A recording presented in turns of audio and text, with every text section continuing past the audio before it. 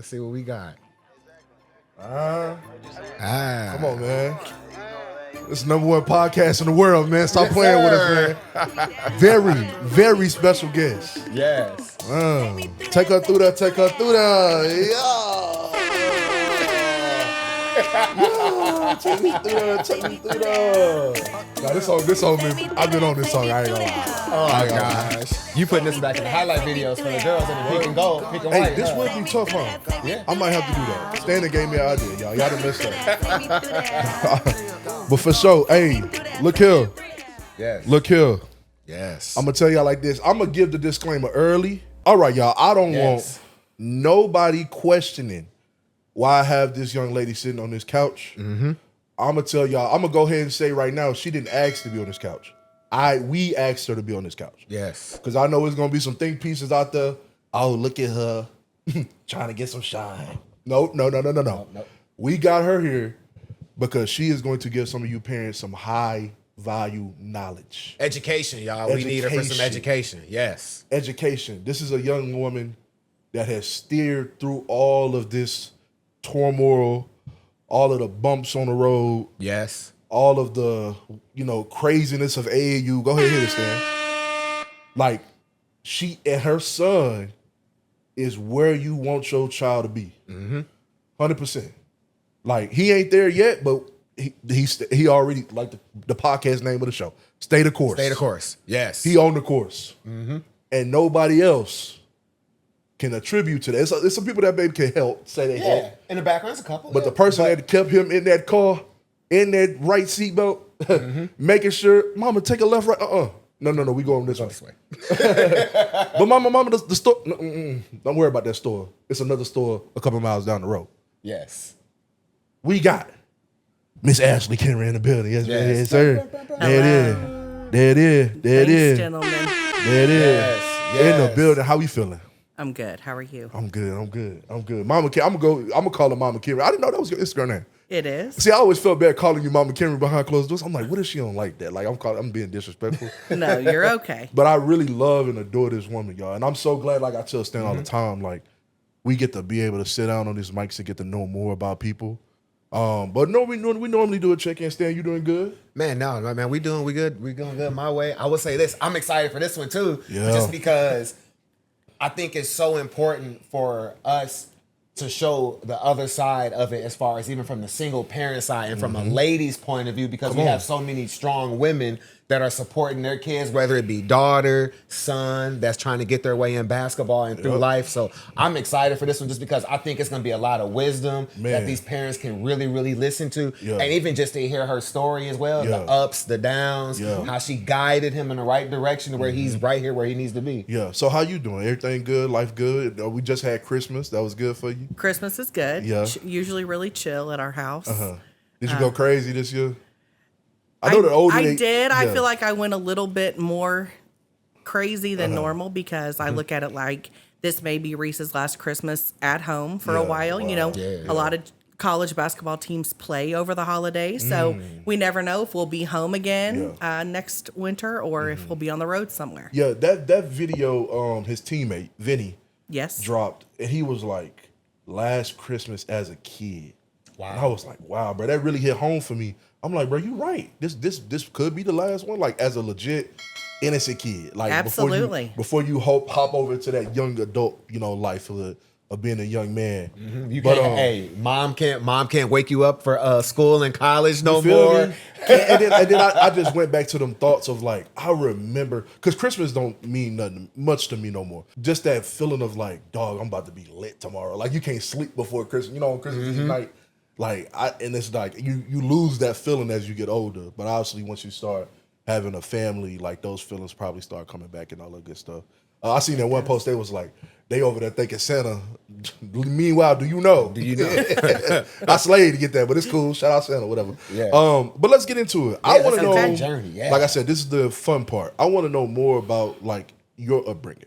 Where were you born and raised? Sports, high school. Tell me. I was born in Springfield. Okay. Moved to Ozark as a young kid. Went to first grade through graduation at Ozark High School. So I graduated from there. Okay. A week later, moved to Springfield. Went to school at Evangel, graduated. Get out of Yes. here. I did. We Crusader alums. I did I not did. know. Yeah. This place to be. Come on now. I had no clue. Talk I to me. did. I graduated with a business administration degree. Yeah. Was an athlete my whole life. Okay. I played a little bit of everything, but soccer was my main sport. Really? Okay. Ozark was a lot smaller back then than Okay. it is now, and there wasn't a girls' team. So Really? in junior high, me and one other girl played with the boys, Mm-hmm. and then when we got to high school, there was a girls' team. So played varsity as a freshman all the way up through school. Didn't really want to pursue it any further into college or anything. And then became a mom. Continued on with my college education. Graduated and been lifing ever since. Yeah. No, that's what's up. So what year did you have? Well, I guess I'm bad at math. What year did you have Reese? In 2008, So talk, and obviously you had one before that. I did. So His big sister Maya. yeah. So talk about that Yeah. process of becoming a mom and what did that feel like for you? I became a mom pretty young, actually. Yeah. I was just shy of turning 20, so technically 19 years old. Yeah. And it was motivating. Yeah. It was, obviously it was frowned upon, but we made it happen. So fast forward a little bit. She was born in 2001. Fast forward to 2008, and I have Reese, and it's been the three of us, and we've been living life Yeah. ever since. What was that feeling like when you first seen Reese? Of has he always been how he is today? How was those early feelings, early years Always. of Reese? Yeah. Wow. Always a very chill baby. Always, from the minute that he could crawl, he was chasing balls. He always had a ball in his hand from the moment he could walk. It didn't matter what it was, baseball, football, basketball. It was always a ball. And I was going to the Y, and from the minute that he could run, he wanted to be on the court. Got you. He started going to little camps that they have there at the age of 4. At the age of 6, 5.5 or 6, I would say, he was on his first team, and we've taken flight ever since. Yeah. Now, did older sis, did she Yes. play sports? No, So I had the best of both worlds. Got She you. was more into art and choir. Okay. She won a lot of awards and had billboards around town with her artwork from awards that she had won. So it was like I could go and experience a real chill choir concert and then race off to a game and be real loud and cheering and all that. So would you say that lifestyle of art, choir, what's the word I want to give it? Artsy. Artsy. It's another one. What they call band, orchestra. Nevertheless, that community. Would you say that's a little bit more chill than sports world? Absolutely. Okay. And when you played, were you a part of what you consider because even travel soccer is pretty crazy. It is. Were you a part of that world as well? You just I was. Okay. It was more chill then. It wasn't as prominent. I don't think travel sports of any kind were as prominent then as they are now. Got you. And then with your upbringing of through sports, were your parents like, hey, we got to be the greatest, or hey, if you want to play, that's fine. If you don't, that's fine. They were just very open. My mom was very open to whatever I wanted to do. Try new things if you want. Yeah. But It wasn't I could do whatever I wanted. It wasn't roll your ankle and you still gonna play today. I was definitely still playing today, but it was more of a self motivation. It was brought through you. It was driven through you. It was. Wasn't from the parents' side. Okay, so then let's go to this. I'm glad you said that. This is a perfect segue to it. Okay. So when you say you're self-motivated and you did that, were you kind of will you say the driving force behind when Reese decided to start playing, where it's hey, if you're gonna play, I'll let you start off to go to the camps, but then when did you start becoming mom and start saying, hey, we want to take this seriously. If you want to get better, we got to start taking it serious. When did you see it in Reese? You got something special, and now I need to let you know it's special. Well, Reese has always been smart. Okay. He's been advanced intellectually for a very long time, tested at very high levels at a very young age. Okay. A lot of people don't see it now, but Reese only played basketball left-handed for a long time. And then about the age of 8, he switched squads, and they really worked with him on transitioning from left to right hand, and it worked very well.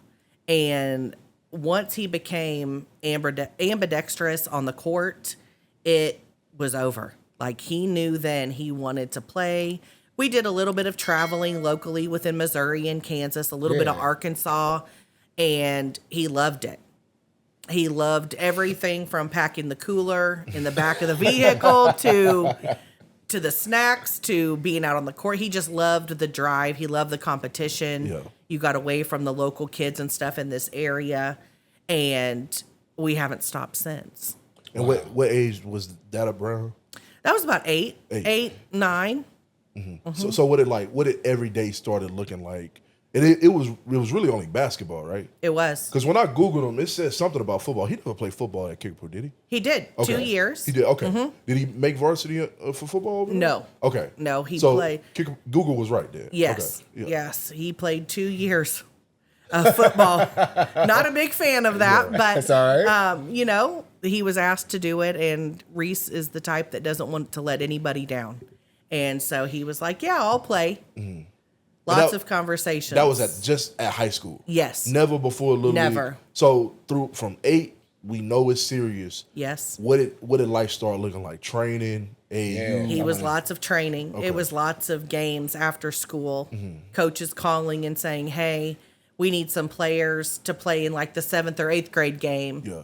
But we need you there. Yeah. And at the time, we didn't live far from the field house. And so they knew that. And coaches would call, and we would jet around there. And it was 2 or 3 games.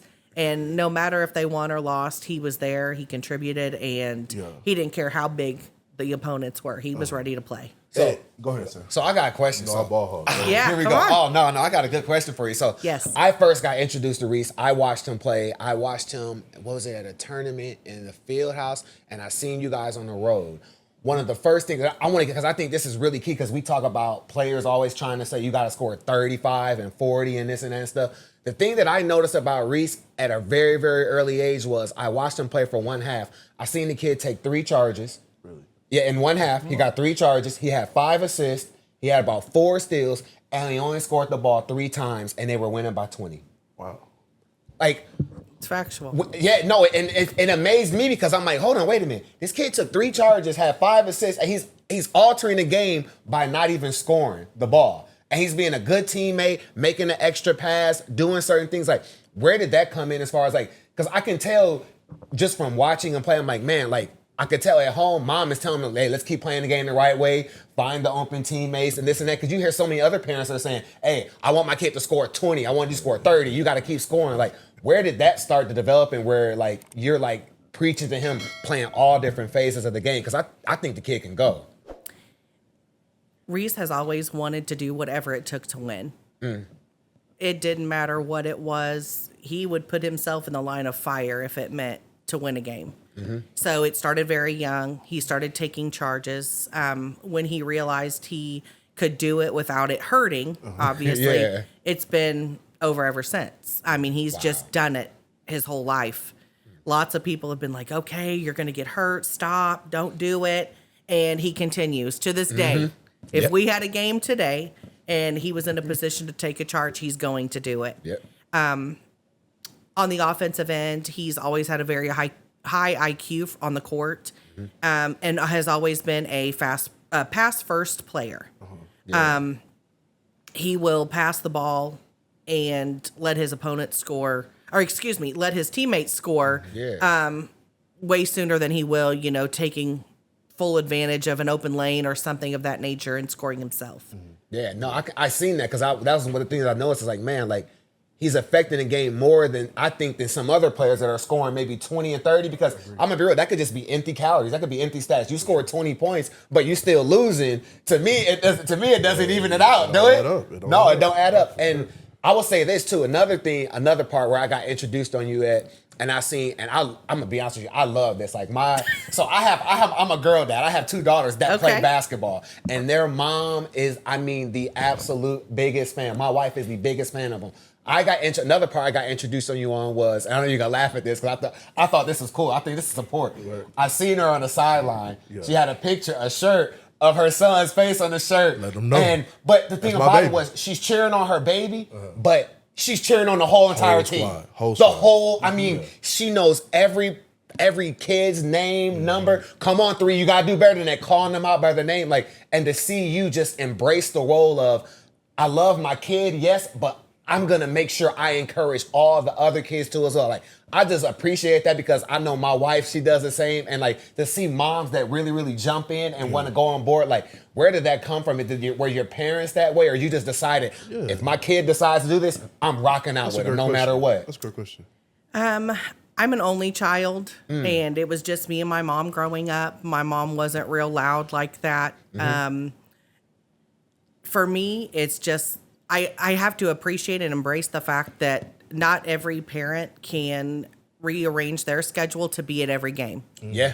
And I never want a child to feel like they do not have someone there cheering for them. Amen. I want all of the kids to know they can come to me if they need a snack or a drink, or if they need some Tylenol, anything. If they need to talk, if they are scared or worried or want to express themselves, I want to be that person on the sideline that they can come to. Reese knows I'm going to be there. That's never a question. Him and I have that understanding. But I want the rest of them to know that I'm there for them too. And I'll go to war for them the same way that I will for Reese. Yeah. Amen. Would you say that's the right way to do it? And you can be honest, do you frown upon parents that's like, look, that's my child out there. Y'all leave me alone. I'm gonna sit in this top left part of the bleacher. I don't want to talk to y'all. I want to be in a group chat with y'all. Yeah. I don't want to go get margaritas after the game. Do you frown upon that side, or do you say I respect that? I respect what y'all do, or do you feel like that hurts or help the family dynamic for teams? I can respect it. Okay. Different people have different energy and a different outlook on what's going on in the whole team environment. And to be honest, I'm kind of that way. Okay. For many years, I did not book a room at the team hotel where a lot of the other parents were staying. Gotcha. I would book down the street to make sure I'm close enough and just a phone call away. But I didn't want to be bothered. Yeah. I want to get somewhere and collect my thoughts and be my best for the next day's games. You can't tell anybody else how to feel or what to do, in the stands. There's a lot of times, I was put out of games and different stuff, and people were probably looking at me like, oh my gosh, what is she doing? And it was just me being over animated, cheering for these kids, and they're out there playing hard as kids. Yeah. And, the game gets the best of us sometimes. But you know what though? When you talking about cheering and being animated and going for the kids, what I found is even when I'm on the side and I have a few parents in our program that cheer on for the kids and stuff, and I talk with them after the game, and the kids, they like that stuff. They do want someone to cheer for them. And then there's some that that kind of mom, you don't have to cheer for me as much. But then the majority of them, they love having people that are going to show support. So I think I always looked at it as man, that's cool to have a team mom. That's what I look at as a team mom that's going to support the team. Every program needs a team mom. But we talked about off mic before we started today, you had a realization, and it's now that we got more information. It's been out there. College coaches have said, hey, bro, I'm looking at your child, but I'm looking at you too. Yeah, absolutely. I don't want to deal with no parent that's a headache, right? And you said you realized that in yourself. What was that transition of I can tone it down a little bit, right? Yeah. I ain't got to be getting kicked out of games, Yeah, all for that sure. good stuff. I can be a supportive mom without being over that line, right? What was that process like for you? There was a lot of pressure on Reese going into his freshman year. It was. Joining a Class 6A varsity team as a freshman is high pressure. Yeah. Whether you get 1 minute or 15 minutes, it's a lot. And to cut you off, not just any Class 16. No, we're talking about every year state contending Class 16. Yeah, the pressure was there. Go ahead. Yeah, there's a lot of pressure, and so I just started educating myself. There was, just like anything else in the world, there are a lot of changes that happen regularly, and I wasn't super familiar with the recruiting process and when college coaches start looking and what their criteria are. And I just wanted to be educated so then I could help Reese through that transition. Yeah. And it starts freshman year. The minute you hit a high school team, whether, no matter where you're at, college coaches are looking because they're going to be looking at the upperclassmen that you're playing with. And so when I read that college coaches also watch the parents, they will come and sit in the stands incognito, regular clothes. You never really know if who they're watching or what school they're from or what they're doing there. And if they see you in the stands screaming at the refs, yelling, cussing, and doing all that, it may be a distaste in their mouth for your child. Preach. Go ahead. Talk to them. And so, obviously, there are still times when I'm up clapping loud and, still cheering on the team.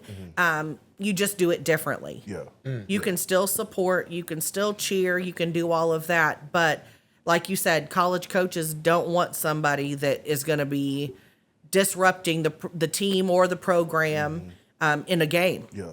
What you put on social media, right? Absolutely. They see it. They see it. Like they see the little slick comments. You took a jab at the coach. Yeah. Shout out to my baby. He held it down. But little stuff like you putting on social media. So yeah, I like what you did there. You segue me to the next part I want to ask. Right. You, like you said, you've been a single mom. This is your first time going through this AAU process. yes, Obviously, it's male heavy oriented. Yeah. Right. absolutely.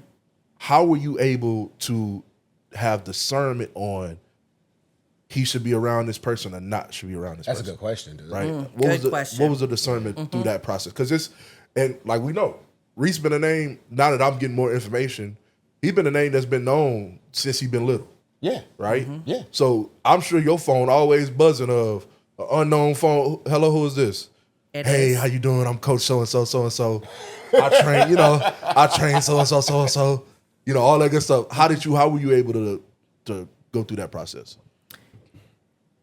First and foremost, my loyalty rides with my son. Okay. And I think a lot of parents get confused or just they get into the realm of the game and they stick with teams or programs that they feel like they have to have a loyalty to.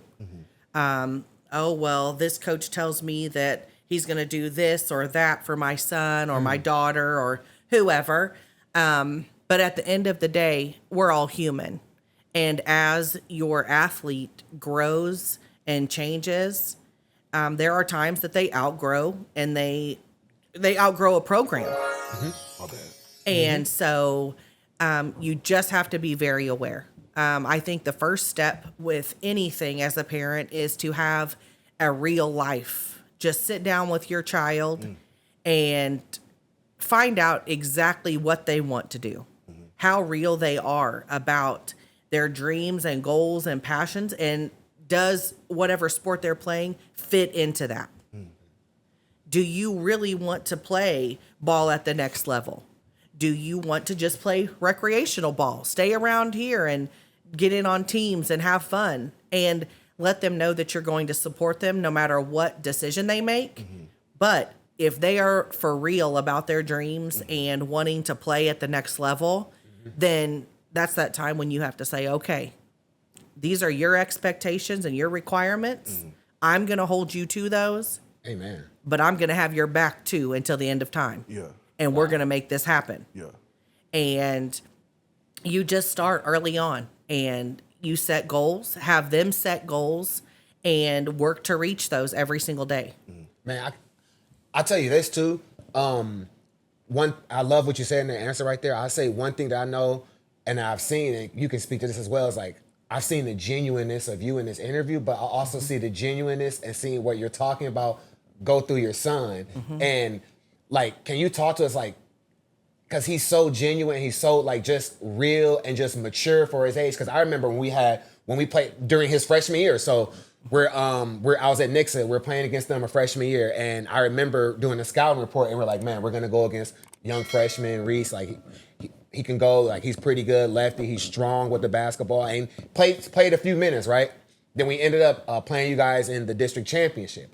And you guys beat us in that one. And I remember being pissed off about it. I'm like, man, like this is, I hate this. Like it messed up our whole season. Like we were undefeated. I thought we were gonna get to the state championship and handle business. And I think just in my personal opinion, one of the best moments I've had. So we're leaving our locker room. I'm ticked off about it, right? I get up, walk out the locker room, and I'm kind of walking with my head down a little bit, but trying to lift it up high. And I see Reese. And I see him in the hallway, and he just smiles at me. He just comes by and gives me a hug. He's like, hey, coach, man, appreciate you, man. Thank you for everything and stuff. And it's like, gosh, like, I can't even be mad anymore, man. Like, dang. Like, I see a kid that come by and just give me a hug and just and like, I knew it wasn't for play. It was actually genuine. It's like, just to see someone in that moment, like, hey, man, just give me a hug. It wasn't no dap. It's like, he actually gave me a hug. It's like, dang, man, this kid was raised the right way. Mom knew what she was doing when she raised this kid. Like, is that when you're having those conversations, you're having conversations about being genuine as well and about being a good person no matter what, huh? Absolutely. Wow. Character is huge. Reese naturally is one of the most genuine people that I've ever known. And I'm not saying that just because he's my son. It shows in everything that he does. He is genuine. He's real. He wears his heart on his sleeve. And if Reese loves you, if you're in his circle and he rocks with you, he rocks with you. And there's nothing that will change that besides your behavior. Well, and that's why I want to contest to as the aspect of like, you can see how mature he is when he's out on the court, how he handles himself. Like, calls may not go the right way for him and stuff. And here goes an FYI for you guys. With me being a coach, his body language never changes. No.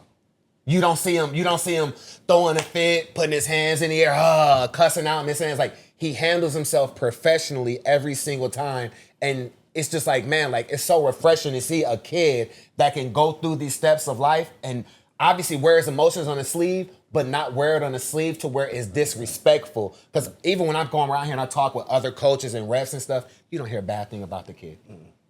Like, just goes through it the right way. And to see, like, even with you, and I feel as if, like, when you mentioned, and we mentioned as far as like making that transition of being the parent that could disrupt, where you went to the transition of, I'm going to be the parent that's going to still, he's going to hear my voice, but I'm still going to support him. You see the maturity in that aspect of him turning that way. So I want to go back to where the parents, where you talk about like, it's so important that when the parent makes that turn and that switch, the kid is going to make that turn in that switch in that direction. And it's like, it's so cool to see how like now within sports, when you go through this, it's like, man, dude, when the parents grow up and mature, your kid has no other choice to grow up to mature as well. Choice, bro. Right? Yeah, like, man. And we talked about it, obviously. I know we talked about some things before the pod, but it's just like Reese is gonna do the right things on the court. Like, he ain't playing little petty battles, you know, like, and that's who he is. That's who he is. That's like straight up. Like, he gonna do whatever it takes to win.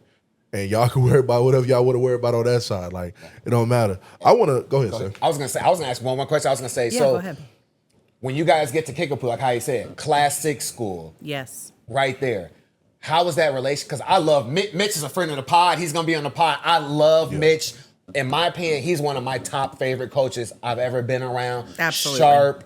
Like, can you speak to the relationship? Because I've even talked with Mitch as well off camera, and he told me the same thing. Like, Stan, Reese is such a good kid. He's such a good kid to coach. Like, how was that transition where you're putting your son to the kids of now, where it's like, Class 6, higher level, and Mitch is his coach. Like, how is that for you guys? Mitch is a GOAT.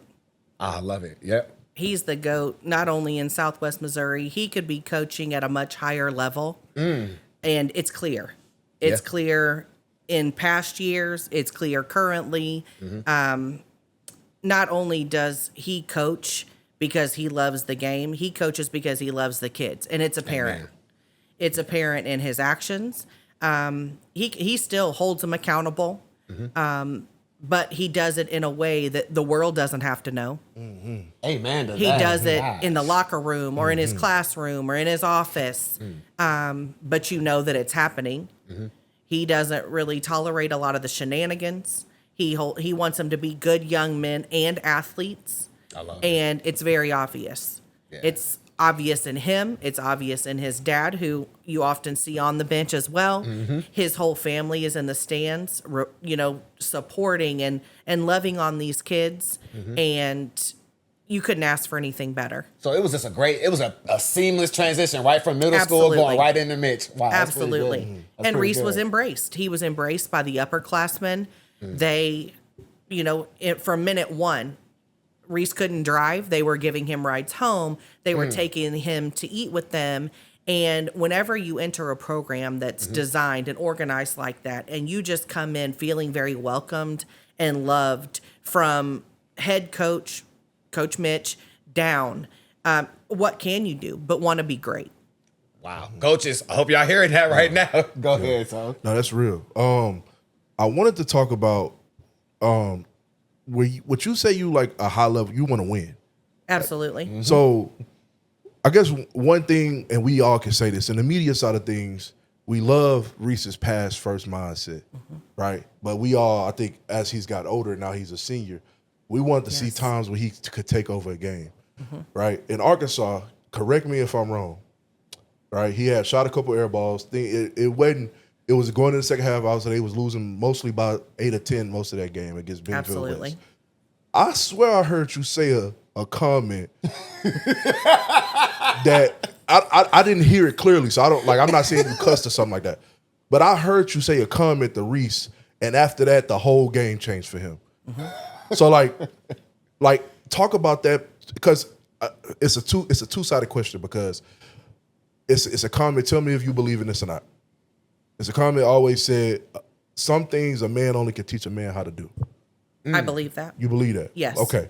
So in the process of raising this young man to be one of the best players in Missouri, in our region probably, in the nation probably, right?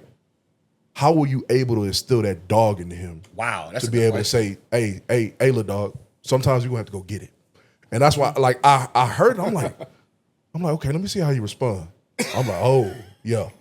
Like, what did you say if you did say something? I know you said something, but I don't know if it was directed towards Reese. You remember what I'm talking about? Yeah, it's time to turn it up. Okay, that's what It's time. Yeah, because bro, it was after he had just went to the lane, didn't get a call he wanted, and like we talked about, his body language is normally always good, but Mama know, like we always see it's always good, so she could probably tell when it dropped a little bit, and I seen it too, and I heard her. I said, oh yeah.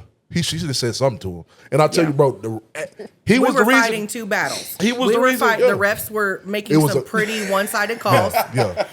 Look, the day before they had just been Bentonville. So I know that they was like, look, we can't let them come down. We can't let them come down and win 2 on us. Exactly. Yes. So, but let's talk about that process of having to instill that dog into him. Yes. Because I'm going to be real.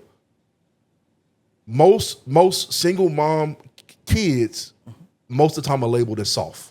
I'll be real. True. But we don't label Reese as one of them. So what were you able to do in that process to instill that in him? I'm a dog. Okay. Yeah. And I don't sugarcoat. You'll hear me say it quite a bit. A lot of people laugh when I say it. We don't powder puff. Powder puffing is when you're a toddler. Yeah. You've got to outgrow that. And it also, I'll double back to what I said. We had a real life conversation. And it started with just Reese and I, traveling through the years that we had lots of time, countless hours, thousands of miles that we have been on a plane, in a car, no matter what it was, a team bus. And it gave us nothing but space and opportunity to have those conversations. And I still have notes in my phone of lists that we've made, things that he wants, goals that he has that only he and I know about. And so when I say things to him, he knows it's coming from a place of holding him accountable. And I want him to reach his goals just as much as he does. And so, you just have to be real. And that's where it starts. That real life conversation with your child. And in the event that they tell you they want it, then you have to hold them accountable. And that's what Reese and I have done. Reese knows. He's very in tune, but he's human also. Yeah. There are times he gets discouraged. There are times when they are losing and they're fighting the people on the table who can't get the score and fouls and minutes right. And they're fighting the refs that are calling one-sided games. But that's part of it. You can't let that completely alter your mind to where you crumble and then your team ends up losing the game. As the point guard, you have a lot of responsibility. You need to create your own statistics as well as helping your teammates, create their statistics so you guys can win the game. And in this case, this year, even having to go rebound at a high level. Absolutely. Right? So Playing one on offense and 5 on defense. Yeah. And, it falls back to doing whatever it takes to win the game. And he's always willing to do that. So we talked about this on a few podcasts. We talked about the car rides home, what to say and what to talk about in the car rides home. So what you're telling us then is that those were probably some of the most important conversations y'all had is on the ride home from tournaments. Yeah. When you're saying you're holding him accountable, is it more like you're just reminding him of what his goals are, or is it more of like, hey, we got to get this done, or is it just a combination? Because I want to get in behind the scenes of that, because I think it's really important that parents need to hear this and the kids need to hear this, so the kids don't think, oh man, mom or dad, they just jumping down my back and this and that. It's like, no. Hey, and can I add on to that? Because you talked about it. That was one of my questions of, what was the time where because he tried to buck you? Like, nah, mom, that ain't the way we supposed to do it. Like, has that ever happened in that process of being able to hold because I love it because you made it tangible, right? I think that's a key part. Y'all made notes of this. Yeah, right. Absolutely. And I always love it, like them AAU trips, racing me over there, sleep in the cut. Always. Headed to Louisville. Always. Headed to KC. Recently, every He gone. I'm like, yo, like this is I love this woman, bro, because she holds it down, dog. Yeah. So like, I won't get off topic, but yeah, tell us about that process. Well, first of all, I think their goals and their dreams have to be most important. I got you. There are lots of times I've resorted back to the list of goals. And to answer your question, Stan, I think it's a combination. I don't feel like it's appropriate right after a game, win or lose, to jump down a child's back. At the end of the day, they're kids and they've got a lot of pressure and they're out there. They want to win. I mean, no kid goes onto a court or a field or whatever it is and they're like, oh, well, I don't really care if we win today. Right. That's just not human. You go out there and you want to win. So there have been times that right after a game, I'll pull him to the side and I don't need it to be a public interaction. I don't need anybody else to know what I'm saying. Him and I know. We can look in each other's eyes and say, like, what do you need to do different? You have another game in an hour. What are you going to do to change this? Wow. And then he'll answer the question. And in that moment, that's it. I don't have to yell and scream. Reese has never been that kid, though. I don't have to yell and scream at him to get my point across. We can have a conversation, and that's what it is. Because he told me very early on he wants it. And so that's what I'm going off of. Amen to that. Gosh, that's good. So would you? I love it. Would you say it was more of? I guess at the end of the day, right? It is Reese, because we say you can't want it more than your child. And she said that. Yeah. He said that he wants it, so she's just holding him accountable. You just holding him accountable. Hey, we wrote this down, big dog. You told me this 2 months ago. And we've gone back to the notes multiple times. Yeah. Multiple, and things change, right? I hear you. Yeah. So now that he's a senior, obviously things have changed. And even when we started taking the college tours, we were blessed for Reese to receive multiple offers. For sure. And I knew from minute one that it was going to be his decision because he has to put in that work. Going to college on a scholarship is not, hey, it's not going to be fun. Yeah. You're going there, you have a job to do, and it's your second home. So you're going to go there and do your job, play the game that you love, and that's it. So we started early on when the offers started coming in. I looked at him and I said, hey, what are some things that you want out of a college? Because clearly they want you to bring your athletics and your grades have to be on point and you've got to be at practice and work hard. But there are things that you're going to want there because you're going to spend 90% of your time there. And whether it's certain, things on the campus or whether you want something specific out of a coaching staff or, in the training and recovery room or in the city as a whole. Do you want a small community that's going to come out and support every sport in a big way? Or, does it really matter to you if there's maybe 50 people in the stands? Different things like that. And when you can ask them those questions, not only does it let them know that you have their back, it also lets them know that, Like, we're looking a little bit deeper. Yeah. And no matter what decision you make, I'm going to be proud of you. Got you. Yeah.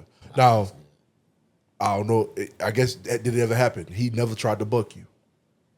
You can't ever think of one, and that's fine if you can't. No. Don't make me lie. No. Now, Okay, that's I good. can't think of a time that Reese has ever just, Mom, like, that's just not his demeanor. Yeah, because I bucked my dad. Me and him almost got in a full fist fight at a rodeo one time. I mean, there are times he's definitely going to voice his opinion. Okay. Now, if I say something like, Reese, you need to motivate one of your players, it seemed like they were down today or whatever, like, that's your job as a point guard. Yeah. Your point, Okay. as a point guard, you have to rally your teammates. If they're sick, not feeling good, or if they're just having an off day, and there are times that I'll have an opinion about something and he knows something more in depth they've discussed in the locker room. Somebody's going through something or something like that. He'll be like, Mom, no. He's like, this is what they're doing. This is what's going on. Yeah. But as far as bucking, Big Toe, come on now. No, and that's why I'm Come like, where on did it now. come? But you're right. It's just like his soul. I was gonna say I agree with it because this Yeah. aspect, because I know this for a fact from talking with Mitch behind the scenes. Watch Yeah. this. I'll give you guys something right now. I know talking from Mitch behind the scenes, and she knows they have their optional workouts, they have their optional shooting workouts and this and that stuff where you don't have to go to. Yeah. Watch this. I'm like, hey, Mitch, does the kid miss any of them? Stan, the kid doesn't miss them at all. Yeah. So it's 100, she's 100% right in the aspect of he's self-motivated. Like most kids, if you want to get it, you're not going to miss an optional workout or a weekend workout where your coach opens the gym and says, hey, kids, I got the gym open on maybe Saturday, or I got the gym open on a Sunday from 12 to 1:30. You can come in and get some shots in, come in and get some extra work. If the gym is open for you to go into and you want to go make it somewhere, aren't you not going to go in there? I hear you. Yeah, that facts. But I'm talking about that's even life. Where you a teenager, you start smelling. Oh, I know. yourself a little bit. Oh, yeah. Reese, who you talking to, boy? Boy, I'll jack you up in here, right? Boy, you better sit your ass back now. You ain't up, never. Not to me, That's no. crazy. But that's now his- I will that's- say, that's just his soul, right? And it falls back on me too. There are times, I mean, even a month or two ago, he was frustrated, and I'm big on that. I'm big on your character. I'm big on body language. Yeah. I'm big on communication, and a lot of people don't realize because Reese is so social in a public setting. Reese isn't really the type to be real social. He doesn't talk a lot. Got you. Everyone sees him and he always speaks because it's respectable and that's Amen. what you're supposed to do. For sure. But at the end of the day, he's totally fine being chill at home, Got you. doing his own thing. Yeah. And he was frustrated. We were in a really intense game and he walked over. Coach called him out because he was exchanging some words with the ref. Just to give him a breather, and I could see his body language wasn't the most respectful to Coach McKinley. Now, mind you, I don't know what they said to each other. I'm in the stands, and at halftime, he went and sat on the bench for his moments, and I could tell he was mad. And I told him, "Come over here." Like I just worded it to him, mouthed it to him at halftime, and he came over. And I pulled him real close to me. That's one of those mom moments where you pull him real close, like. And I think I had a kickapoo hat on, and I turned my hat backwards. Oh, she got and it. we were like face to face. Yeah. And we talked about it real quick, and things like that aren't acceptable to me. So we just talked about it real quick, and he went over, apologized to Coach McHenry, and Amen. and that was the end of it. See, now that's the part. I think it is, like you say, character and development was there before the stardom came. Yeah. I think sometimes we see that later. Yeah. Stardom comes, and then we say, oh, whoa, he got some character development problems. But then watch He's this slamming thing. balls, Yep. cussing out his coach, cussing his teammates out. Go ahead. But the character development is still going on in the aspect of she's Yeah. seen it. But what I love is the aspect of she says, I didn't like how his body language was towards coach. Yeah. And some other people would let that slide, but it's like, no. And then he came over and apologized. It's like, it's still ongoing and you're still holding him accountable And to what the standard is. And and that's why some of them they're not big to us, but they big. They're minor. Like I said the other day when I seen his body language, we rarely see it, but I seen it maybe go from 100 to literally like 90, and Mama was like, get it back up, stop playing, and after that it was reps. So that's what I'm saying. Most of the time where we see these kids, it's very evident. It's never it never was in place. So that's what I'm seeing of like it never was. He never was gonna buck me. We've been doing this since he was knee high. Yeah. You know what I'm saying? He knows what what the standard's been in his journey this whole time. Yeah. Wow, last question, and then I want to start getting into the high school side of things. Yeah. As a parent, and I want to make this very clear because before we move on, as a parent navigating AAU, you made some moves. You Absolutely. did, right? MPA at one point, MPJ at one point, MPA. MPJ and the MBA. Well, Started with NBA. Started with NBA. Yes. Then we played one season with Young Bulls. Young Bulls. I And know I then- seen them, that was my favorite team. I'm gonna be biased. I really love that team together, which they all pretty much playing it now. Yes. I loved them on that Mo Flight team. I did, but they like all together now. So, and then you went over to MPJ. How did you navigate of like I said, because even inside those moves, I know the Mo Cams was calling. I know the Brad Bills was calling. Lots of coaches were calling. I know the Assault was calling. Like I know they was calling. How were you able to navigate and say, I'm gonna put you in the right position, and I'm gonna ask you a transparent question: do you ever feel like you made a wrong move?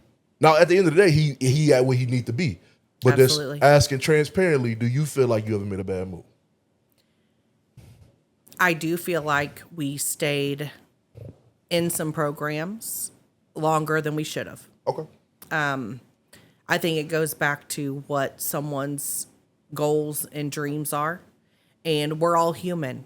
And we, at the same rate that we're growing, skills are developing, you're getting better, and you just tend to outgrow programs. I do feel like, anytime you get those calls, coaches are calling and they're selling. I mean, that's their job. Yeah. They're selling their program. They're going to make a lot of promises. Yep. A lot. And we've seen it hand over fist. The promises come undelivered. And it takes a lot of communication. Okay. A lot of communication. And I think, again, I'm going to backtrack. It goes back to having that conversation with your child. There are a lot of AAU programs that play just, in this region, Missouri, Kansas, Oklahoma, Arkansas, and that's all great. For a lot of kids, that's what they love to do. For Reese, he wanted more. Gotcha. And so when he told me he wanted more, I knew it was time to branch out. A lot of people didn't like it. A lot of coaches were mad. A lot of people had stuff to say about decisions that Reese and I were making. But at the end of the day, I make decisions that are best for Reese. Reese makes decisions that are best for Reese. And sometimes the best decisions that any of us can make are the ones that take us out of our comfort zone. Wow. You get comfortable. It's like if you go to work every day and you're surrounded by a team of coworkers that allow you to slack a little bit, right? Like, oh, it's fine. Yeah. Why are you going to go every day and do anything different? But if you enter an environment where you surround yourself with players that want it just as bad as you do, they don't know you. You don't know them. Those friendships are developed on the court. They're not going to allow you to slack or show up at a 50%. They're going to hold you accountable and they're going to push you to the best that you can be. And I think part of that comes with diversity and putting yourself in playing and game situations that are going to test you. Reese has traveled to, I think at this point in his life, 19 states, 3 countries. And I think diversity and surrounding yourself and becoming knowledgeable with different ways of life, the way that the game is played. Obviously, in a big city, it's played at a very fast, more fast pace than here locally. Yeah. And it pushes you. And I think some of his best basketball has come with traveling throughout the United States. Wow. Do you wish it, because it's a moving thing? I'm gonna be honest. Yes. We don't necessarily like it when our guys have to go out of area. Do you wish it was a spot in Springfield, in Southwest Missouri, where he didn't have to go, that could give him that level of what you were looking for? If that makes it, like the level of exposure and the level of played that did push him to that level? Do you wish that was in this area, or you like, I think it was better for him to get out of this area and go play with other people? I think it was better for him to get out of this area and go play with other people. A lot of times humans are a creature of habit. Okay. And you get to a point where you're playing around kids that you've played with since you were little. Yeah. They know your game, you know theirs. And so you go out on the court and you play at a real comfortable pace.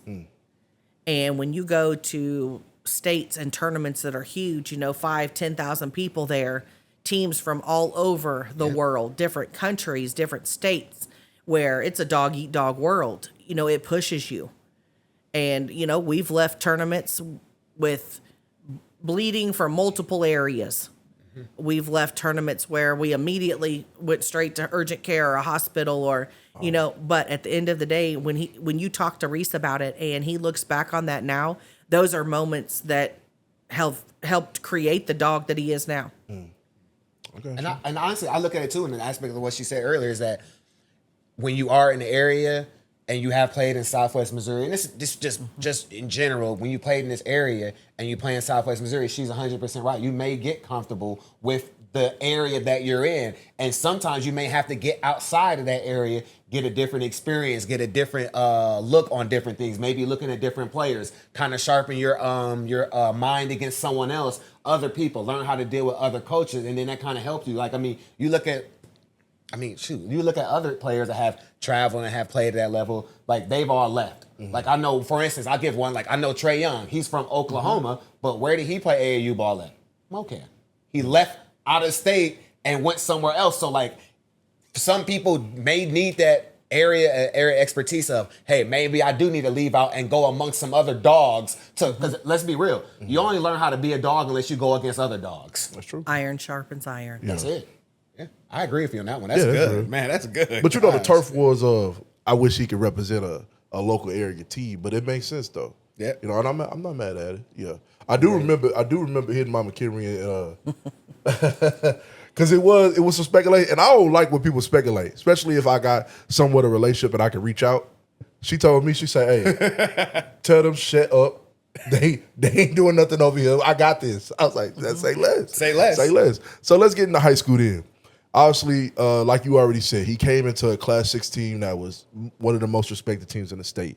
I just want to know, how did you navigate distractions, right? When you get to that level, it's more distractions, more cameras on the baseline, it's more articles being written, it's more, to be honest, it's more females trying to get at them now, How were y'all able to navigate that and say, like I said earlier, Reese, don't worry about that over there. We going this way. Don't worry about it. How were you able to navigate that?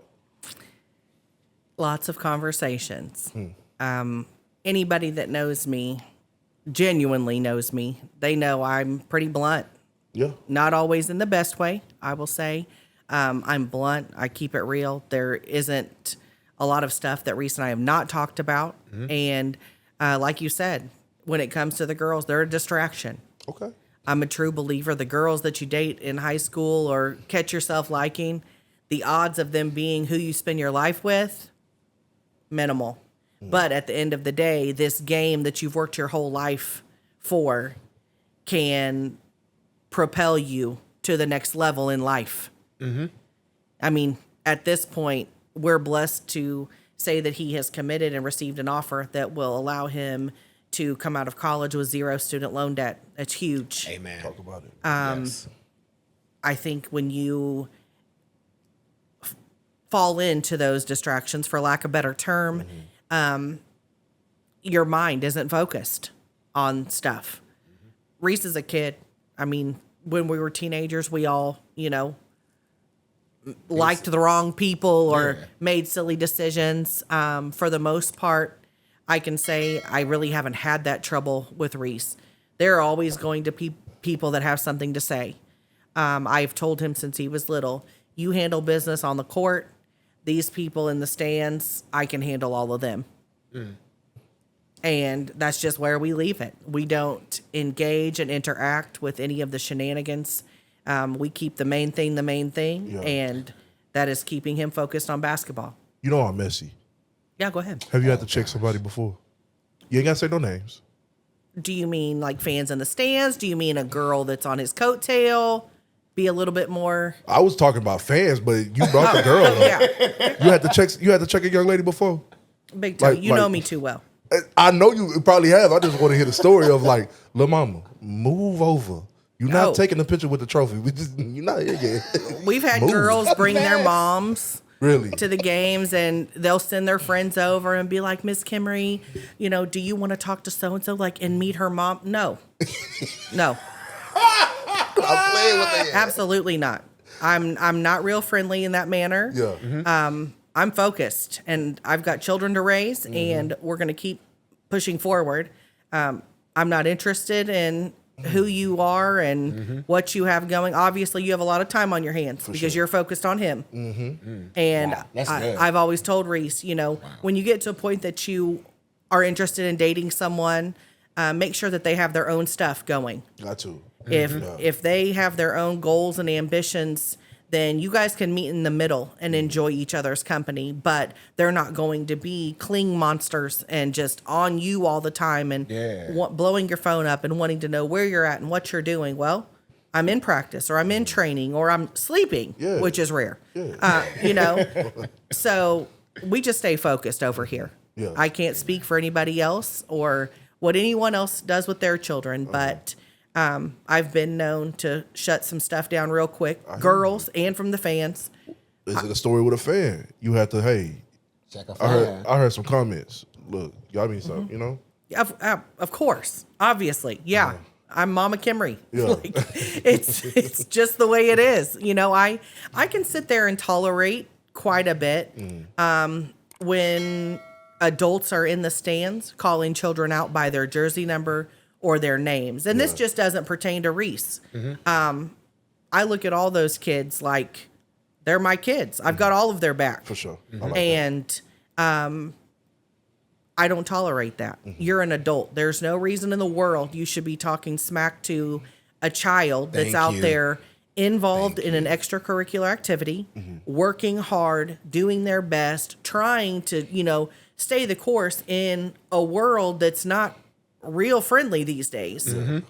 And I'm not going to tolerate that. There are times when you may see me, just kind of listening for a little bit, and I'll allow it to go on for a little bit, and then I'm definitely going to turn around and shut it down.